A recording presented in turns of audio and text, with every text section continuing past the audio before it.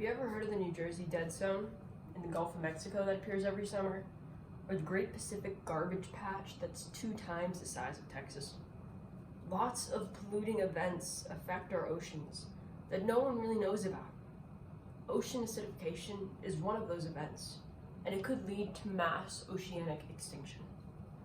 71% of our world is ocean, and in the words of Jacques Cousteau, a French naval officer and aquatic researcher, mankind has probably done more damage to the Earth in the 20th century than in all of previous human history.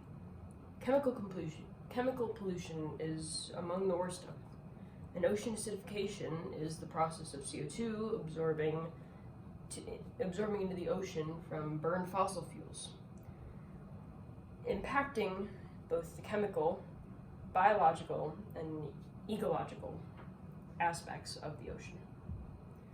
We only have one world, and it's our responsibility to fix this. Fixing this is a good way to show it. Show our responsibility. Ocean acidification has the same effects as global warming, CO2 emissions. Ever since the Industrial Revolution, the ocean has absorbed 1/3 of all of the CO2 we have produced.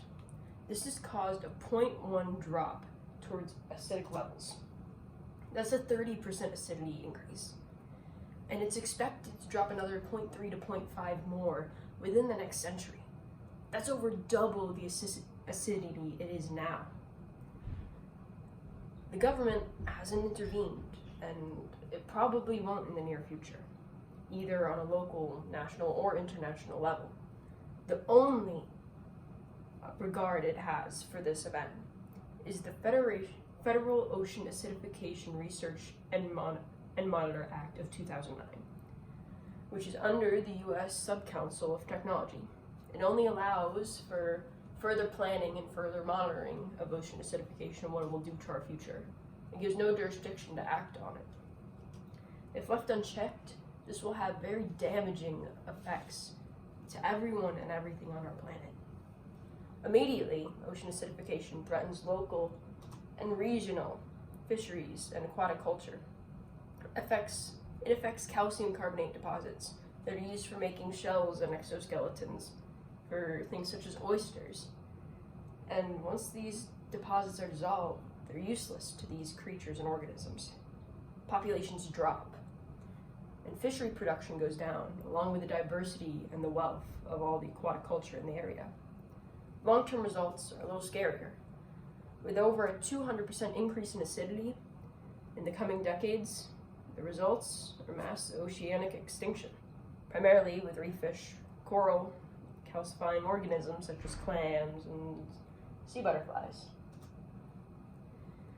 along with the predators that rely on them, such as octopus and dolphins. To stop these events before they come to pass, we must act against it before the damage is too great. Long term, our goals are pretty simple. Reduce all carbon emissions to 0. 2 birds, 1 stone. Stop global warming and stop ocean acidification. That's not happening anytime soon. It's a pretty lofty goal, but it's still our end goal. But we can do something right now. An MIT study showed that every American produces 10 metric tons of CO2 every year. Lower your number. That's what you can do. Slow the damage rate until the larger powers will step in. One person can't do it alone, and not everyone can do everything. But every little thing helps. Turn off the faucet. Go carpool on Tuesdays. Take the stairs. It starts with the little things, and every bit helps more than you realize. In the words of a Parliament member since 2010, overall, becoming carbon neutral would involve changes to our behavior, but these are modest compared to the changes that will be forced upon us if we do nothing. I couldn't have summed it up better myself. We are the future, the people most affected. Our kids, our nibblings, our grandchildren. No one will step up to the plate, so we must.